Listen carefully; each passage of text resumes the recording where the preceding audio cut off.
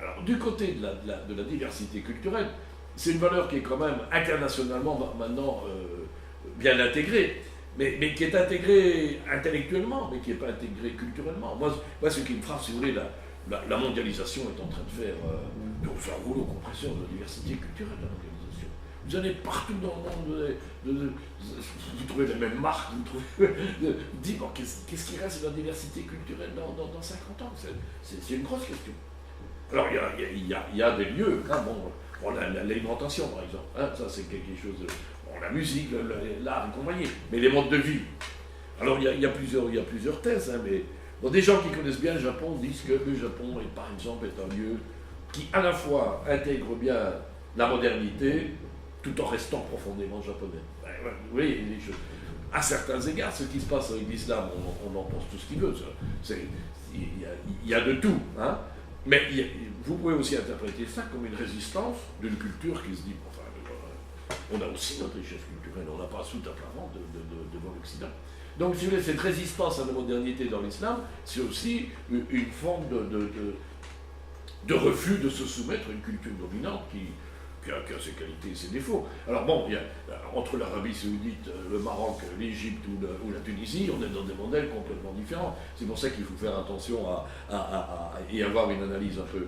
Mais donc, même sur le plan de la diversité culturelle, les choses changent, même si les forces économiques, ce qui me paraît assez fort, c'est une sorte d'aveuglement des forces économiques. Le politique est plus sensible, mais au niveau économique, on a l'impression de rouleau compresseur. Et là, donc sur ce plan-là, ce qui fait que je ne suis pas hyper optimiste, c'est le rapport au temps. Les échéances sont terribles. Bon, si on avait un siècle, mais on n'a pas un siècle. On est déjà en retard. Hein. Donc je parle ici de la problématique écologique. La problématique de la diversité culturelle, je serais moins pessimiste dans le sens, si vous voulez, que bon, il y a toujours eu des quartiers où on vit, il y a toujours des quartiers internationaux où on vit. Ce qui fait la culture du monde, c'est pas ce qui se fait à la rue Neuve, contrairement à ce qu'on croit. Je veux dire, une culture, c'est beaucoup plus large que ça. Donc je veux dire, là, qu'il y a une sorte de culture internationale un peu, qui a aussi sa richesse d'ailleurs, d'une certaine manière, qui s'impose un peu partout. Je ne crois pas que ça empêchera les gens de vivre et de garder un enracinement culturel. Par contre, la question écologique, il y a une urgence. Il y a une urgence à laquelle les systèmes sociaux ne sont pas préparés, je dirais. On ne change pas la société en dingue. Et à la limite, quand vous voyez la manière dont ça bouge, et donc, si vous comparez la situation actuelle à ce qui se passait il y a 40 ans, il y a quand même des choses qui ont changé, il y a un mouvement qui. Mais le problème, c'est l'urgence. C'est l'urgence dans le rapport au climat, c'est l'urgence dans le rapport à la biodiversité. Donc là je veux dire, c'est un souci. Ah oui. C'est l'urgence qui fait que. Bon, on pourrait dire Trump, on s'en fout, c'est de 4-5 ans. 4-5 ans, dans la situation actuelle, ça compte. Voilà. Mais heureusement, il y a les États-Unis, c'est pas Trump, vous savez, il y a plein d'États qui sont très, très, très, très mobilisés sur la question écologique à l'intérieur des États-Unis. Donc il faut aussi ne pas trop grossir le problème. Mais je veux dire qu'on s'attendrait à une mobilisation générale autrement déterminée étant donné l'urgence. Voilà. Et comment expliquez-vous cette mobilisation de départ? Parce qu'il y a c'est toujours la même chose. D'une part, il y a une inertie sociale, mais d'autre part, il y a des intérêts. Écoutez, des mecs comme. Je ne parlais même pas de Trump, parce que bon, mais parler de Bush Junior. J'étais aux États-Unis en 2001, la première année où il était là. Bon, les gars discutaient de je ne sais plus quoi. Bon, moi je mangeais ma tartine et puis je me faisais. Parce que c'était inintéressant. Il parlait d'une politique, alors que Bush était là, il n'avait pas signé les accords de Kyoto. Il faut savoir, bon, un petit peu d'histoire. Les accords de Kyoto ont été paraphés par Clinton. Le second Clinton, c'était Al Gore, qui était un militant écologique et qui pensait, et qui s'est fait, donc, et qui était sur le fil, si vous voulez, c'est Bush qui est passé. Bon. Moi, je dis à ses collègues américains, je leur dis, qu'est-ce que tu veux, je discute de vos histoires de. Vous ne discutez pas des choses importantes. Je dis, vous êtes Bush là qui refuse de signer les accords de Kyoto, et ça ne me réinsistez pas. Je dis ça comme ça. Mais il me regarde avec gentillesse et il me dit, mais qu'est-ce que tu veux qu'on dise? Bush a été placé là, avec tout le fric des multinationales. L'objectif premier, c'était casser Kyoto. On a perdu. Tu trouveras pas dans cette université une personne qui votait pour Bush. Donc, voilà, lorsque vous allez aux États-Unis, c'est effarant. Les choses sont claires. Bush a nommé comme responsable, je parle de Bush, c'est plus facile que de Trump, c'est pas la mode, mais c'est plus significatif du fonctionnement. Bush a nommé comme responsable des affaires écologiques un expert qui venait de Exxon, donc le grand producteur de pétrole. Donc pourquoi ça ne bouge pas? La vie sociale est faite de rapports de force. Il faut savoir ça. Je ne vous apprends rien. C'est très marxiste, je ne suis pas toujours d'accord avec Marx, vous voyez, mais les rapports de force de la vie sociale, ça crève les yeux. Bon, la vie sociale est faite de rapports de force, et il y a des lieux où les grosses puissances financières, écoutez, le climato-scepticisme a été financé par Bush. Il y a des gens qui sont payés, même pour mentir, on s'en fout, mais susciter le doute. Donc on est dans un rapport de force, effectivement, et dans ce sens-là, la société civile, moi, me paraît plus consciente et plus avancée au niveau de la prise de conscience des choses à certains égards, les classes dirigeantes sont très... Qui c'est qui dirige le monde? C'est les gens qui ont du fric. Hein. Et le fric ne souhaite une chose, c'est de faire des petits. Le fric ne voit pas à long terme. Ben voilà, c'est une... Me semble-t-il, il y a... Donc l'important en termes individuels, c'est de s'inscrire dans un rapport de force et qui aille dans le bon sens. Hein. Donc là, il y a... Enfin, voilà. Merci. Des questions? Oui. Juste, ce que je ne connais pas assez bien, mais vous parlez de crise de la modernité.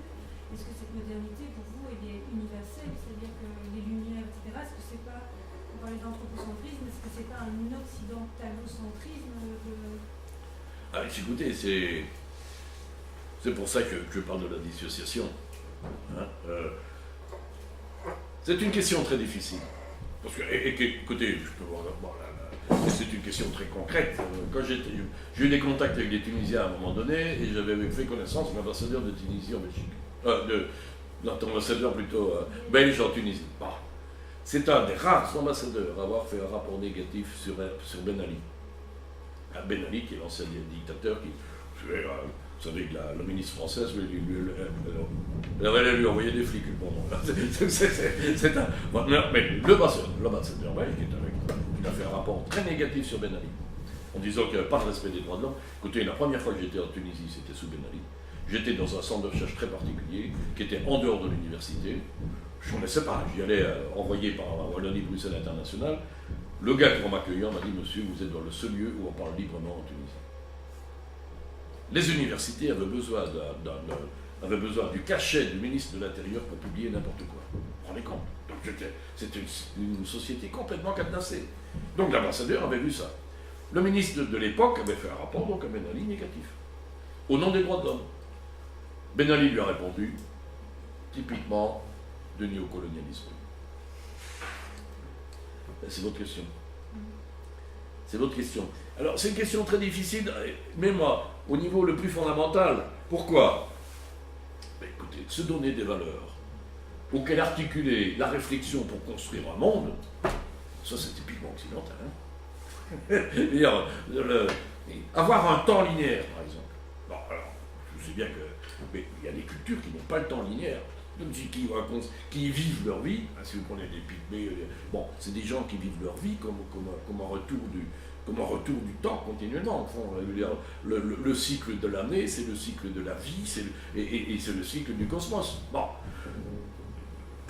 c'est clair, si vous voulez, et c'est en cela. Mais alors là, mais j'admets que je suis très marqué par la science, mais la science a quand même un statut qui me semble particulier, en ce sens que on a quand même là un discours qui montre qui répond à un concept de vérité adéquatio, en tout cas. Il n'y a plus personne de raisonnable qui peut défendre l'idée que la Terre est le centre de l'univers et que c'est le Soleil qui tourne autour de la Terre. L'évolution biologique, on est dans le même registre. Donc autrement dit, si vous voulez, ça veut dire que quelque part, au moins par la science, la modernité a montré que la rationalité pouvait être porteuse d'un rapport et d'un apport à la vérité qui était pertinent. Alors, d'autre part, si vous prenez les droits de l'homme, alors c'est vrai que les droits de l'homme vont à l'encontre de toute une série de... Mais en même temps, il y a quand même plus beaucoup de gouvernements qui osent défendre l'esclavage. Bon, c'est pas rien, il y a 150 ans, la moitié des États-Unis. Je ne sais pas si vous avez vu le film Lincoln de Spielberg, un film remarquable. Il faut voir ce film. Moi, oui, j'ai beaucoup allé au cinéma, mais il y a moyen d'en apprendre au cinéma. Mais enfin, bon, mais donc, si vous voulez. Alors, c'est vrai que c'est une forme de néocolonialisme de dire que l'esclavage est un mal. Mais je constate que si vous faites le tour du monde, il n'y a plus de gouvernement qui ose dire que l'esclavage est une bonne chose. Et même si vous creusez les droits de l'homme, la règle d'or, hein, ce qu'on appelle la règle d'or. La règle d'or en fais à ton prochain ce que tu souhaiterais qu'on te fasse à toi-même. Mais vous trouvez ça dans toutes les cultures. Contrairement à ce qu'on croit, vous trouvez ça dans toutes les cultures. Le problème, c'est que dans toutes les cultures, le prochain, c'est ton petit copain, et que l'étranger, c'est un barbare. L'étranger n'est pas un prochain. Hein. Ben, à la limite, dans les problématiques des immigrés, on a l'impression que c'est la même chose en Belgique. Hein. Donc, la problématique moderne, entre guillemets, fait du prochain un universel. Mais cette idée que chaque être humain, chaque semblable doit être respecté, vous trouvez ça quasi dans toutes les cultures. Mais dans la plupart des cultures, le semblable, c'est membre du clan. Hein, donc là, il y a quand même. Mais n'empêche. Donc, si vous voulez même présenter les droits de l'homme comme une sorte de valeur importée et imposée à tous, les droits de l'homme ne sont contre-intuitifs dans peu de cultures. L'égalité, c'est un problème. Ah bon, c'est tout un débat. Mais l'avantage de la thèse d'Anna Habermas, c'est qu'au fond, si vous rentrez en contact avec une culture qui considère chaque individu de manière absolue, est-ce que c'est pas tentant pour toutes les cultures? Hein, c'est l'idée, c'est que si on discute, peut-être bien qu'il y a moyen de confondre. Regardez tout le débat là, de Gandhi autour des castes.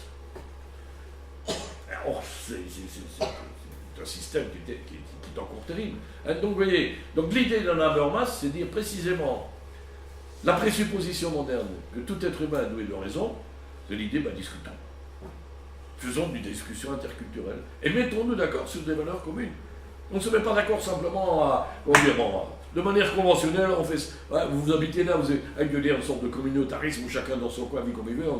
Non, mais l'idée d'Anna Habermas, c'est qu'il reste une visée d'un universel, mais de valeurs communes, mais qui préserve les modes de vie de chacun, qui préserve les conceptions de la vie bonne. Donc c'est une articulation un peu complexe, mais qui me paraît. Mais c'est vrai que l'objection que vous avez est immédiate. C'est-à-dire, effectivement, c'est encore un projet moderne. La modernité, c'est encore les Occidentaux qui viennent imposer leur truc. Et la dernière fois, j'ai fait une présentation là-dessus à Bruxelles il y a quelques semaines, je me suis fait accrocher à la sortie, précisément par une dame congolaise qui enfin, je ne sais pas si c'était congolaise, peut-être c'est dégueulasse, je ne sais pas voir la différence. Enfin, disons, c'était une personne africaine qui disait, mais enfin, quoi, vous ne citez même pas un philosophe africain, qu'est-ce que c'est ça? Elle peut dire, non, mais effectivement, c'est la question. Mais le problème, c'est que la question est très moderne. Le pygmée, il ne s'interroge pas sur l'avenir de l'humanité, il ne s'interroge pas sur son avenir. Le pygmée, il ne se perçoit pas qu'il y a un avenir. Bon, je ne suis pas un pygmée, mais bon, d'une manière plus générale, c'est clair, c'est quand même assez typique d'attitude moderne de se dire qu'est-ce qui se passe en 50 ans, qu'est-ce qu'on doit faire maintenant. Bon, d'avoir ce concept d'une histoire qui dépend de nous. C'est un concept moderne. Mais c'est la mise en œuvre d'un concept moderne qui se veut inclusif, si vous voulez, qui se veut. Mais c'est pas sans ambiguïté. Et juste pour l'anecdote, j'avais entendu ça, mais vous le confirmez, c'est que dans la Déclaration des droits de l'homme, le simple terme d'homme n'était pas utilisé pour l'esclave. Donc, on avait établi des règles qui protégeaient les hommes, mais les esclaves n'étaient pas inclus dans... Enfin, je parle de la première déclaration de 1789. C'est ce que j'ai entendu à une émission. C'est pas complètement impossible parce qu'on est dans un contexte historique différent, mais quand même, la Révolution française s'est accompagnée très très vite de l'abolition de l'esclavage. Oui, mais il y a une subtilité à ce niveau-là qui montre bien que finalement, c'est qu'est-ce que l'homme. la question peut venir, qu'est-ce que l'homme, on va donner tous ses droits à l'homme, mais lui n'est pas un homme. Et lui, tout ça, c'était la démocratie athénienne, la démocratie grecque, la démocratie qui s'adressait à peu de gens, hein, et tout reposait sur l'esclavage. Mais la problématique, c'est que c'est pas impossible dans le texte fondateur de la Révolution française, mais très très vite, la Révolution française abolit l'esclavage. Et ce qui fait d'ailleurs, si vous prenez Haïti, c'est tout à fait intéressant. Si vous voulez, il y a eu des révoltes d'esclaves, mais dans toute les colonies. Mais d'où vient que ça ne marchait pas? La colonie envoyait l'armée. Mais à partir du moment où la France abolit l'esclavage, il y a eu des révoltes d'esclaves en Haïti. Et comme la France n'envoyait pas l'armée, les esclaves étaient beaucoup plus nombreux, avec des gens intelligents en plus. Ils ont obtenu l'indépendance beaucoup plus vite. Alors mais donc, et ça s'est produit vraiment dans une petite fenêtre d'opportunité, comme on dit maintenant, parce que ça n'a pas duré une fois que la Révolution française c'était un bon. Mais donc, non, c'est vrai que les droits de l'homme ne disent pas autant. Mais je parle des droits de l'homme de 48, là, il n'y a aucune ambiguïté quand même. Hein.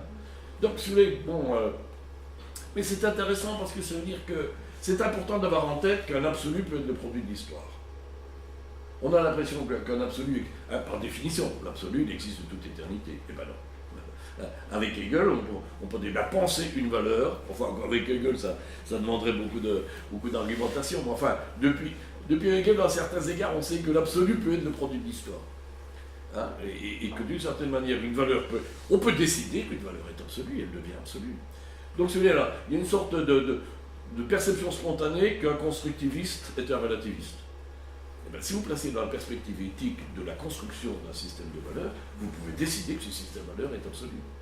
Et donc si vous voulez, moi, il me semble qu'il nous faut une posture qui soit intermédiaire entre le dogmatisme de ceux qui savent tout et d'autre part une posture relativiste, c'est-à-dire qu'il n'y a pas de vérité.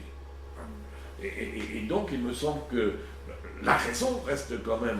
Si vous voulez, qu'est-ce qui menait l'organisation du monde au Moyen-Âge? Tout se référait à un bon Dieu. Mais à partir du moment où Dieu n'est plus une référence commune, c'est une référence insuffisante. Il y a certains égards, lorsque vous voyez la modernité, c'est la raison qui se substitue quelque part comme principe d'universalité, que ce soit dans la recherche du bien, que ce soit dans la recherche de la vérité, ou même d'une politique bonne, d'une rationalité politique. Et laisser tomber la raison, alors bien entendu, effectivement, si vous êtes du côté des religieux un peu intégrés, ça ne peut être qu'une bonne nouvelle, parce qu'une société a besoin de références. Alors ce qu'il y a d'important dans la raison, c'est qu'il y a la présupposition que tout être humain est un être de raison. Par conséquent, vous êtes dans une dynamique qui vise un universel tout en étant censé respecter les êtres humains.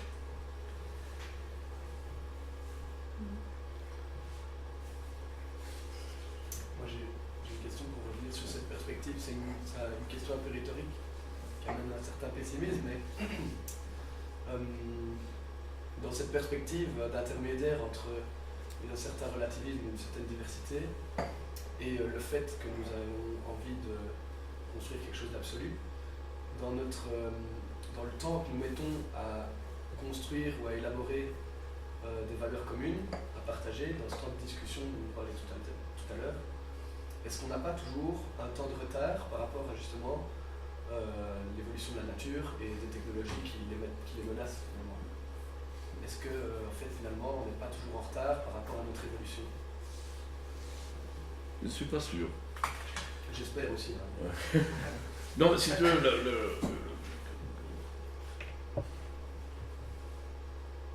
les principes que si je prends les droits de l'homme, par exemple, le respect des personnes, j'essaie de... Qu'est-ce qui s'est passé au XXe siècle? Prenez la bioéthique, c'est quoi? Prends un exemple, un autre exemple. Alors, effectivement, bien souvent, c'est après qu'on ait fait des conneries qu'on se dit qu'il ne faut pas qu'on recommence, on se donne un principe. Hein? Donc, dans ce sens-là, il y a une forme d'expérimentation sociale, mais ce n'est pas nécessairement du retard. Je veux dire, il y a une sorte d'expérimentation sociale. Pourquoi je parle de la bioéthique? Quelle est la question, la première question qui a conduit à l'instauration de ce qu'on appelle la bioéthique? C'est l'expérimentation humaine. D'ailleurs, à certains égards, même les droits de l'homme, qu'est-ce que c'est que les droits de l'homme? Pourquoi les droits de l'homme en 1948?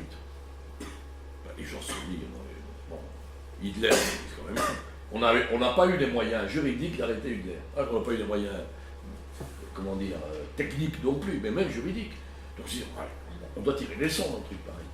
Donc c'est pas par hasard que c'est en 1948 qu'il y a une déclaration universelle des droits de l'homme, et d'ailleurs une sorte de petite fenêtre d'opportunité où tous les pays, après, il y avait une sorte de crise morale après Hitler, après ce qui s'est passé en Allemagne et en Europe, parce qu'il n'y a pas que là. Donc d'une certaine manière, donc, il y a une sorte de sursaut de l'humanité qui a adopté les droits de l'homme, mais c'est effectivement une manière de tirer de... Alors on arrive trop tard, oui, en l'occurrence on arrive trop tard, mais je pense que c'est une manière de tirer des leçons de l'histoire. Eh bien, la bioéthique, c'est du même ordre d'idée. Pourquoi dans les années 50, mais il y a des dizaines de milliers d'individus qui ont subi des tests de médicaments à leur insu. C'était des gens dans les prisons, c'était éventuellement dans les hôpitaux psychiatriques ou tout ce que vous voulez. Enfin, ce sont des êtres humains. Et alors, à un moment donné, et c'est l'Association médicale mondiale, et c'est le monde des juristes, qui ont dit, mais on doit se réunir là-dessus. Alors, que ce soit Kyoto, que ce soit Helsinki, des choses comme ça, il y a toute une série de conventions qui ont été mises au point pour dire, pas question, on arrête toute expérimentation sur l'être humain, enfin, plutôt on régule l'expérimentation sur l'être humain, consentement éclairé, etc., etc. Bon, je ne vais pas rentrer dans le détail. Mais donc, quand on voit un peu l'évolution de l'humanité, effectivement, il y a une forme d'expérimentation sociale, mais très vite on tire des conclusions et on prend les mesures qui se font. Et si vous prenez les mesures en fonction... Ce qui est intéressant, c'est que lorsqu'il y a une grande déclaration, ben, ça vous donne un point d'appui sur base de quoi vous pouvez construire votre... Et il y a des articulations, bien entendu, des positions de l'Association médicale mondiale aux droits de l'homme. Hein? Donc là, je pense qu'il y a une sorte de processus d'élaboration progressive qui, effectivement, on anticipe difficilement un problème. On vient souvent pour régler un problème qui s'est déjà posé. Alors c'est vrai, on arrive toujours un tout petit peu en retard, mais je trouve que c'est pas... Moi, ça ne me paraît pas catastrophique, si vous voulez, qu'on tire les leçons, qu'on essaye de tirer les leçons de l'histoire et prendre donc une mesure pour que ça ne se reproduise pas assez vite. Je dirais que c'est actuel. Alors, ma préoccupation, c'est l'urgence en termes écologiques. C'est parce que là, effectivement, ça va vite et qu'il y a une inertie énorme. Même si on arrête maintenant la production de CO2, le climat va continuer à monter avant de... Donc il y a une inertie du système qui demande des réponses d'urgence et que les sociétés ne sont pas habituées aux réponses urgentes.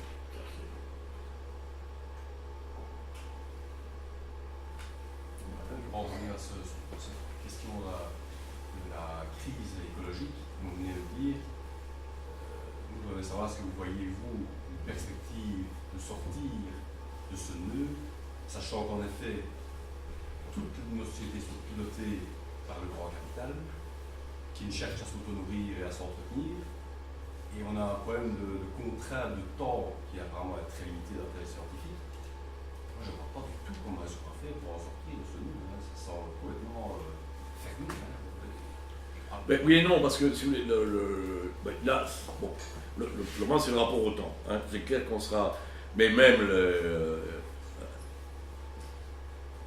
est quand même en train de se mettre en place un certain type de fonctionnement social dans la plupart des régions, où par exemple, le pétrole on en a encore besoin, mais c'est clair qu'on va en avoir de moins en moins besoin. Donc d'une certaine manière, l'aveuglement ne paye pas. L'aveuglement paye à court terme. Ça oui. Donc si vous voulez, des Trump et des Bush, c'est supportable à court terme, mais à moyen. Même Trump, hein, il y a quand même eu Katrina qui a foutu toute la Louisiane dans l'air. C'est quand même des ouragans d'une puissance, et ça va. Donc d'une certaine manière, il y a quand même un principe de réalité qui fera que le déni des puissances financières se retournera contre elles quelque part. Et ils vont voir leur intérêt est aussi dans... Parce que il y a bien entendu des intérêts économiques énormes, y compris dans la prise au sérieux de la... Donc il y a un accrochage à l'ancien système qui est condamné à relativement moyen terme. Donc là, et c'est en cela, regardez ce qui s'est... Même les Chinois, comment interpréter les Chinois, ils ne sont pas stupides. Ils ne sont pas stupides. Écoutez, depuis 30 ans, ils travaillent comme des fous pour essayer de rapporter, et en se foutant pas mal de l'écologie. Mais si avant, on s'entend très bien qu'ils ne tiendront pas le coup longtemps comme ça. Moi, j'étais une fois à Pékin, j'ai pas vu le soleil pendant 15 jours. Mais dans un smog, mais c'est cafardeux. C'est même pas. Ici en Belgique, on a des gris qui sont des gris. Mais là c'est pas. C'est un cafardeux incroyable. C'est quelque chose de un peu jaunâtre comme ça. Et je dis, bon, c'est un nuage de pollution, quoi. Bon, un nuage de pollution. Mais les Chinois ne sont pas stupides. Ils savent bien qu'il faudra qu'ils prennent ça au sérieux à un moment donné. Mais ils se sont dit qu'il fallait qu'ils rattrapent, qu'il fallait qu'ils démarrent, qu'ils mettent des machines en route, et puis qu'ils corrigeront après. Bon, c'est vrai. Mais c'est pas un aveuglement sur le long terme. Moi, je pense qu'au contraire, c'est une stratégie très pensée, et que maintenant, ils sont suffisamment avancés, ils disent, bon, on peut commencer à prendre au sérieux l'écologie, on est suffisamment avancé et indépendant.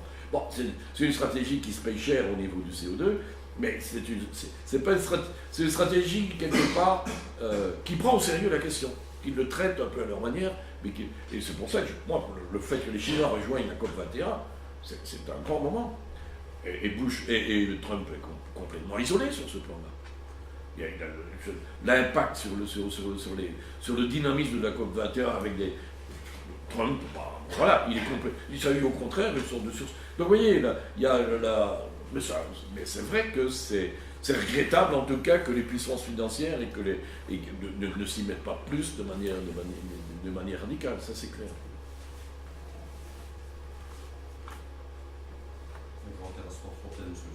Malheureusement. Oui, je pense, j'ajouterais dans la mesure où elle touche les puissants. Un des problèmes, c'est les grandes catastrophes, dans certaines perspectives, vont d'abord toucher, seront encore bien pires, plus catastrophiques précisément, là où ils ne sont pas préparés, et là où il y a les Americans, vous trouvez plus ça dans l'océan Indien que dans l'Atlantique Nord. Hein. Donc on est aussi dans les zones tempérées, dans des zones... sur la pêche, c'est une chose, mais sur le plan des... On est peut-être... c'est peut-être encore les gens les plus vulnérables qui sont, d'une manière générale, qui seront encore le plus soumis aux problèmes. Quoi. Donc là... Oui, c'est un comble, effectivement. Mais du coup, il y aura des migrations climatiques qui vont mettre en péril le confort de ceux qui sont... Tout à fait. Donc la problématique de la migration est une problématique tout à fait fondamentale, parce que ça ne fait que commencer pour les gens, que ce soit en termes économiques, que ce soit... Non, effectivement, là, tout à fait. S'il y a plus de questions, on va peut-être arrêter les débats ici. Si vous souhaitez encore en discuter, en débattre, n'hésitez pas à nous faire autour d'un petit verre.